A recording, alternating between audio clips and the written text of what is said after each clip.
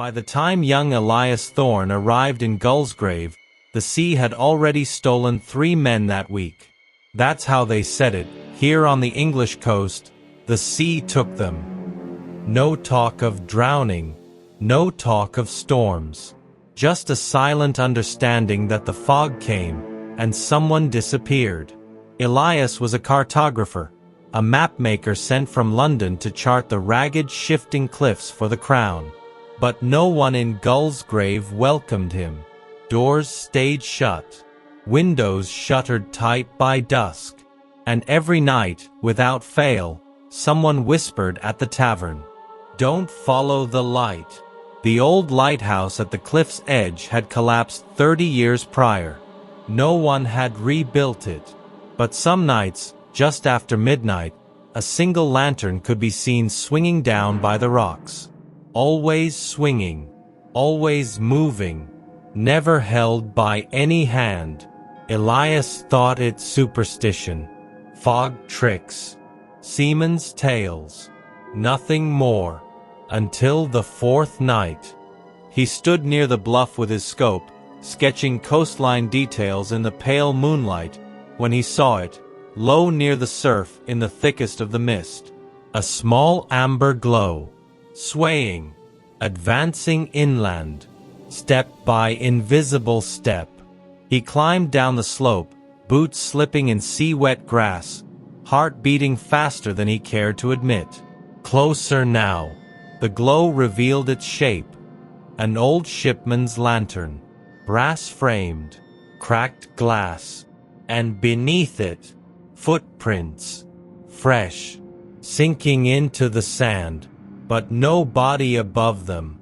He raised his hand to touch the lantern, and the light went out.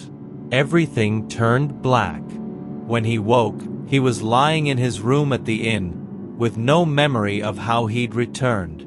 His map notebook lay open beside him, and drawn on the page, in ink he didn't recognize, a coastline that didn't exist, and a name written at the bottom. Not his. Thaddeus Gray. Lost to the lantern, 1849. The innkeeper denied it, of course. "There's no Thaddeus Gray ever stayed here," she snapped, wringing her apron with shaking hands. "No ledger going back that far. You London types always come asking about ghosts." But Elias had already seen the book. It had been lying open on the front counter when he came downstairs. Aged paper, frayed at the corners, ink faded but legible. He hadn't meant to look. His eye had simply caught the name. Thaddeus Gray, November 12, 1849, room 3. The same room Elias now slept in. The ink looked fresh, unsettlingly so, and underneath, scribbled hastily in a different hand, "Did not check out." Elias turned to question the innkeeper again, but she was gone. The tavern was empty, and outside, the fog had returned. It rolled in thicker than ever, pushing through the cracks in the window panes, coiling beneath the doors like a living thing. And then, just past the edge of visibility, the lantern appeared again. Same warm glow, same swinging rhythm, same invisible hand. This time, it was closer to the town. Too close. Elias grabbed his coat, journal in hand, and stepped out into the mist. The street was silent. No dogs, no waves, no breath. Only the creak of the lantern chain swaying from some unseen hook.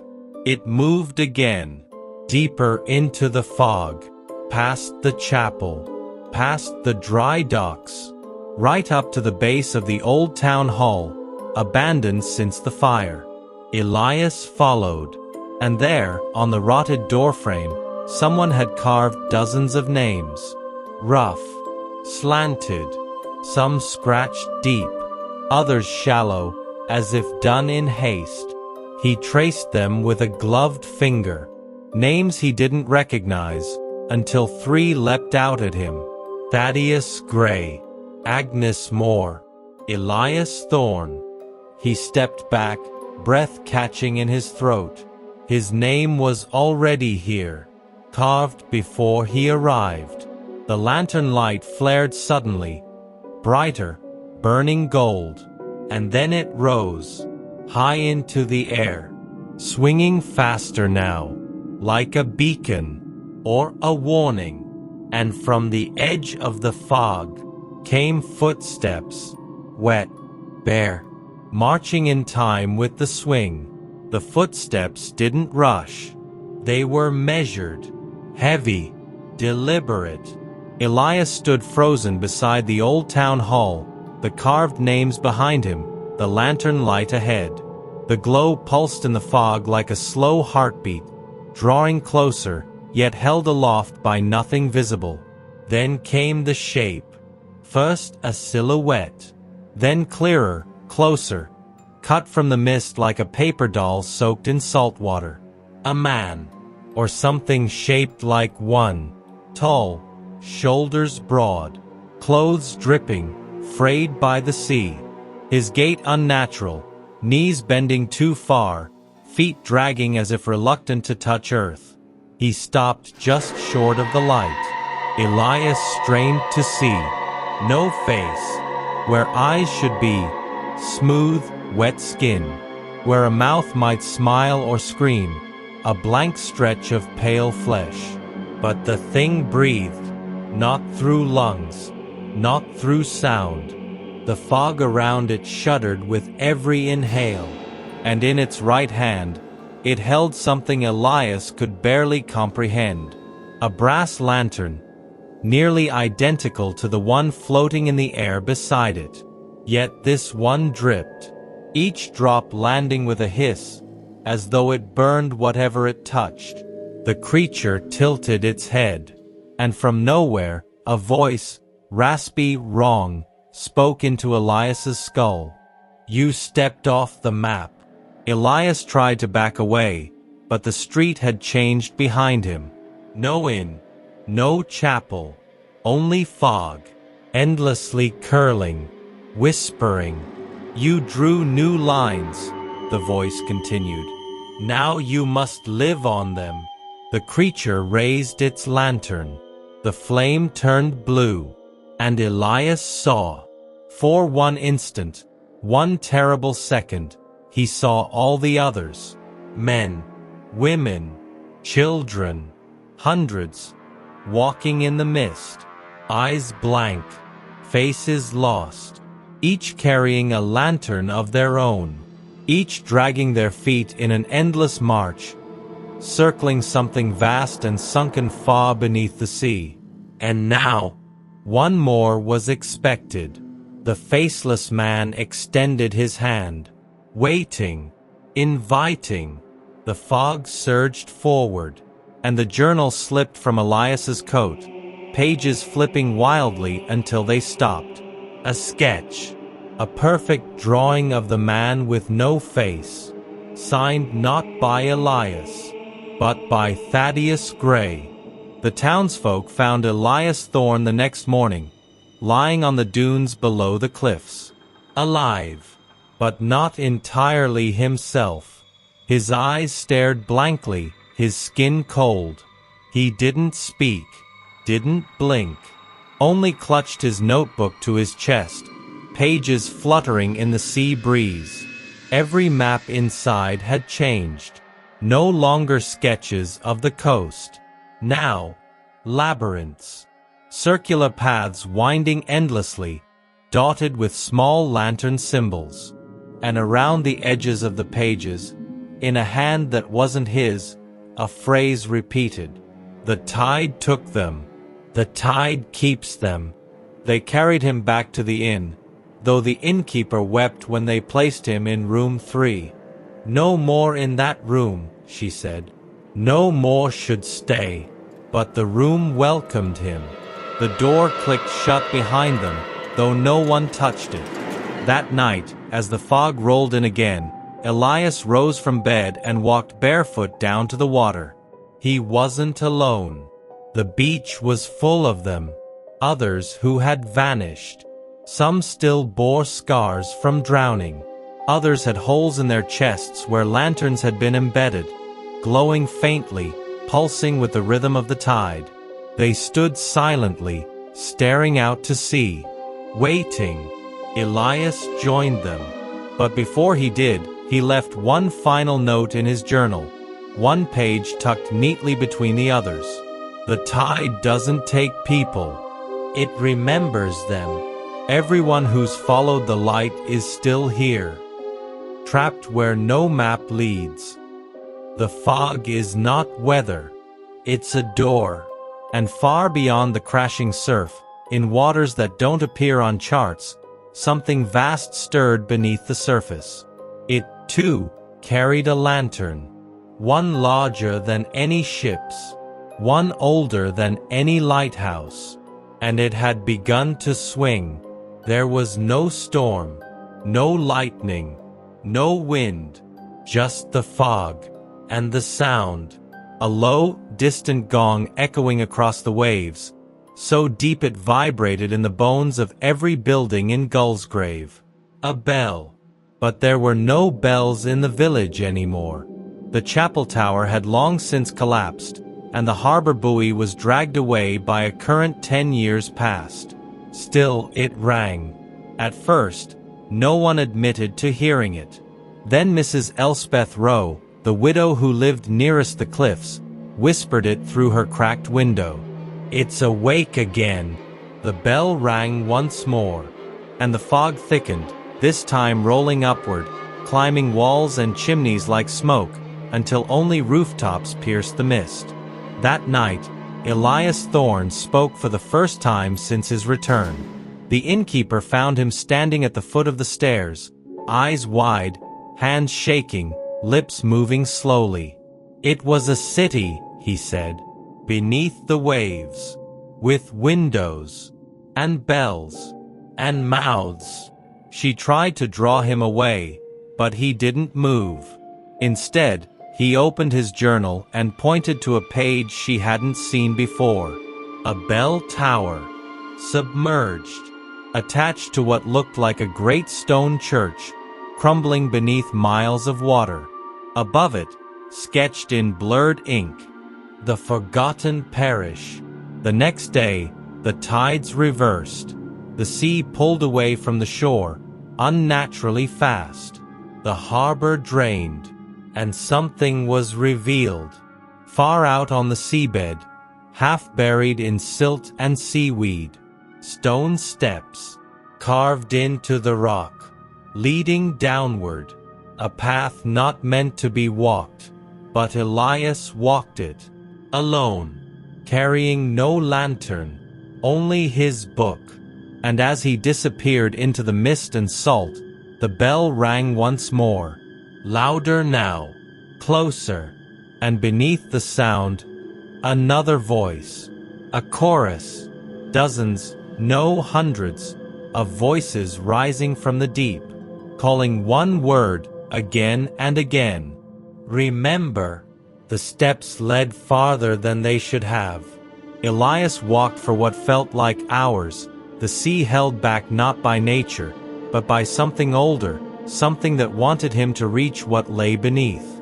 With every step, the light above grew dimmer, and the fog below thickened into waterless clouds that clung to his skin like breath. Then he saw it, rising from the ocean floor like a memory unearthed. The forgotten parish. Its walls were of black stone, pitted by centuries. Its steeple bent at an unnatural angle.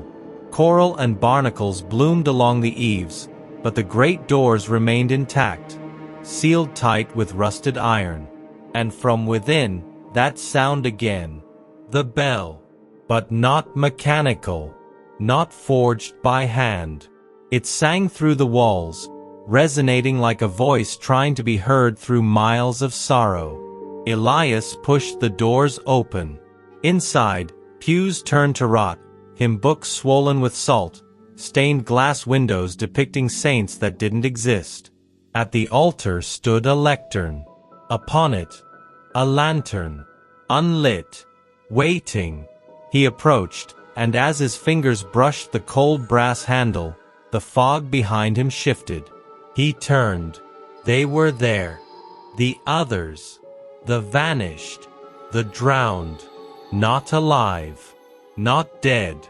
Frozen mid-motion, standing between pews, faces pale, eyes closed, as though trapped in a moment of prayer that never ended. And one among them opened her eyes. Agnes Moore, the woman from the ledger. She spoke in a voice not her own. This place remembers what the world forgot. The sea does not erase, it preserves. And the lantern is not for finding the way. She raised a trembling hand and pointed to Elias's chest. It is to show what you've already lost. Elias looked down. The journal was gone. His clothes had changed, now soaked and frayed, as if worn through years of drowning. His reflection in the dark glass of a shattered window no longer moved with him. And behind him, the faceless man had returned. This time, he held 2 lanterns. One burned red, one burned blue. And Elias understood. He hadn't followed the light. He was the next one to carry it. The faceless man stepped forward, 1 lantern in each hand. The red one burned low, a tired ember. The blue one flared cold, steady, watchful, hungrier. Elias didn't move. Couldn't.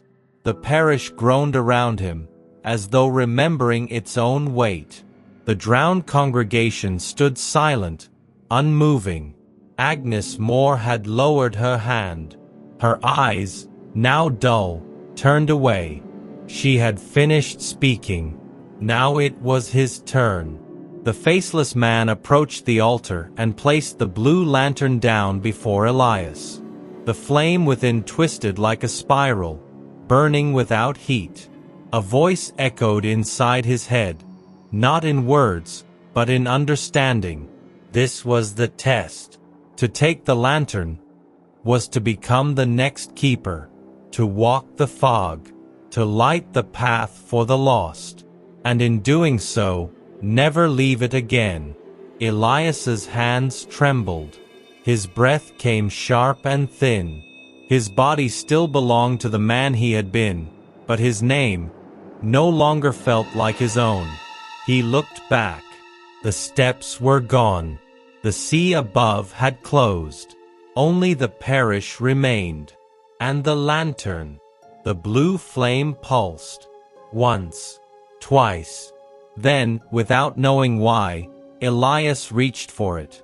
The second his fingers touched the handle, the flame moved, shot up his arm like liquid ice, flooding his chest, his eyes, his memory. Visions. Ships dashed on rocks. Children crying in doorways as fog rolled in. 100 souls, calling through the dark. We followed the light. We thought it would guide us. But it only showed us where to disappear. And then, silence. The flame died.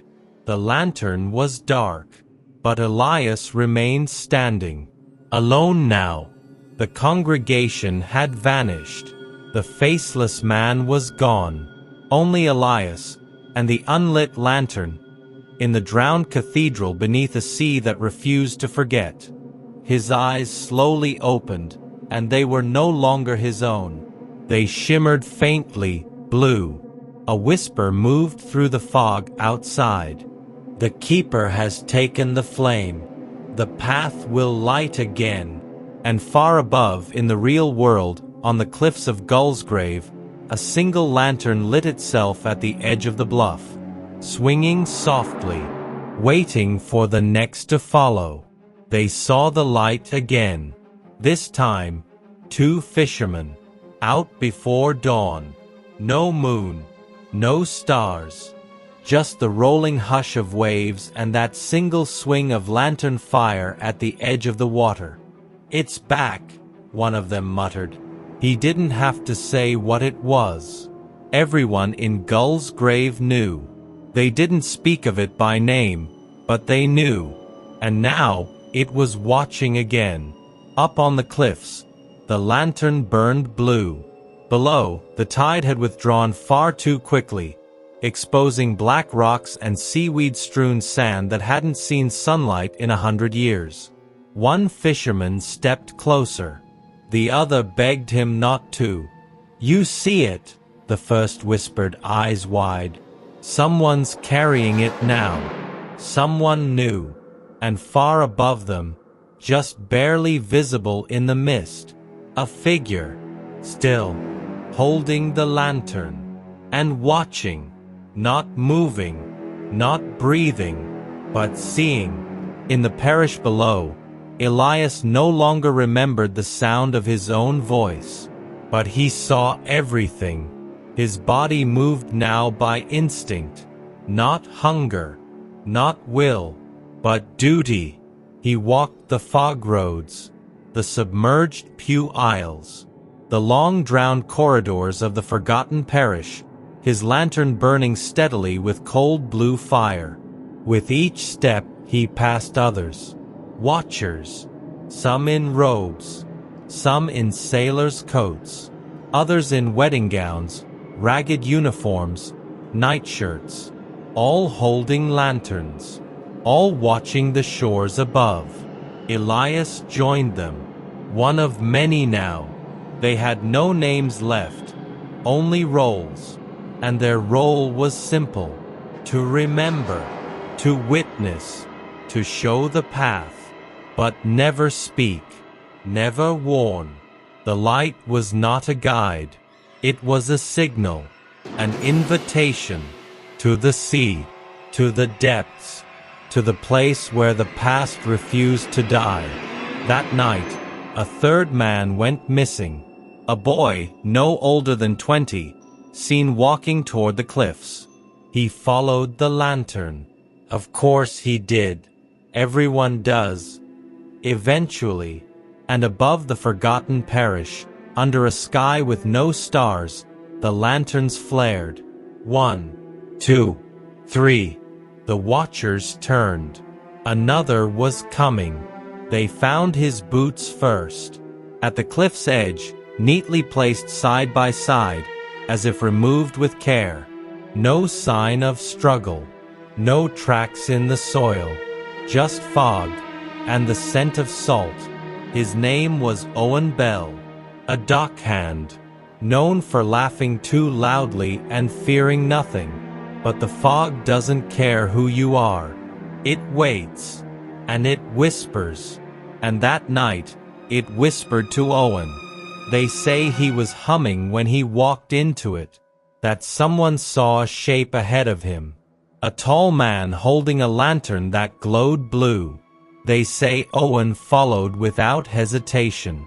He never came back. But something else did. In the forgotten parish, Elias stood beneath the drowned steeple. The lantern in his hand flickered, sensing the nearness of a new arrival. The bell, silent for weeks, gave a single chime, and far down the corridor, a door that hadn't opened in decades creaked ajar. Behind it, darkness, but not empty, never empty. Elias stepped inside. The room was round, windowless, walls lined with hundreds of small niches. Inside each, a single, sealed jar. And inside every jar, a memory, faces, voices, final breaths caught in glass, forever watched over by the keepers of the lanterns. This was where the drowned went, not to sleep, but to be remembered. Elias placed his lantern on a pedestal at the center of the room. Blue light spilled across the jars. One of them pulsed faintly. New. Inside, Owen Bell, eyes wide, face pressed against invisible glass, mouth open in an eternal gasp. His light, though dim, would remain now, Another addition to the archive below the sea. Elias turned away. The fog was already curling beneath the door again. The watchers were moving. Another had seen the lantern. Another was on the way. Above, in the waking world, the sea began to sing again. A low hum. A promise. A warning. And as the mist swallowed the village once more, someone whispered in a voice no one remembered, "Not everyone who follows the light is taken. Some are chosen to carry it." The fog returned thicker than ever before. It moved like tide and smoke together, clinging to the rooftops of Gullsgrave, swallowing streets, smothering sound. Doors bolted, curtains drawn, but still the light came. That familiar blue, swinging softly at the edge of the bluff, waiting, watching. The people of Gullsgrave no longer pretended not to see it. They no longer said, "It's just the weather." They knew better. Too many names had been whispered. Too many boots left behind. Too many memories half remembered in dreams. That night, the fog pressed into every crack, and beneath it, the last lantern was lit. Elias stood before the altar of the forgotten parish, surrounded by rows of drowned pews, their occupants watching with lidless eyes. He was no longer just a man. His body still resembled Elias Thorne, but the light within him burned colder, quieter, more ancient. In his hands, the lantern no longer swung. It pulsed. It beckoned. And across the stone floor came the sound of bare feet, wet, deliberate, unafraid. A woman stepped into the chapel. She was not lost. She had followed by choice. Her name was Marin Hale, a schoolteacher, a skeptic, a seeker of truth. She had watched the lights for years, noted every disappearance, every tide that didn't return. And when her brother vanished, Owen Bell, she waited, listened until the fog finally whispered to her too. Now she stood at the threshold, and Elias, what was left of him, raised the final lantern, not as a threat, but as an offer. The watchers gathered around her, silent, watching. She stepped forward. The lantern brightened, and then something impossible happened. She lit a second one she had brought herself, not one stolen, not one passed down, a lantern of her own making, and its flame, white, brilliant, still, flared high. The watchers stopped. They trembled. The fog pulsed, and somewhere in the deep, the bell rang once more, but this time not in warning, in release. One by one, the jars in the archive cracked. The drowned stepped forward. Agnes Moore, Thaddeus Gray, Owen Bell. They blinked, breathed, lived. The parish shook. The doors groaned open to a rushing tide, not of water but air. Salt and wind and sky returned. Marin stepped back through the mist, the lantern still in her hand. Behind her, Elias stood alone. He watched as his light dimmed, his role fulfilled. His eyes softened for the first time in what felt like centuries. And then, gently, he whispered, "You followed it to the end, but you brought your own light." And with that, the forgotten parish crumbled, stone turning to silt, windows collapsing inward. The fog rolled backward, and the sea fell still. No one in Gullsgrave speaks of the lantern anymore. But sometimes, on calm nights, children say they see a light out by the water. Not swinging, just standing still, white, waiting.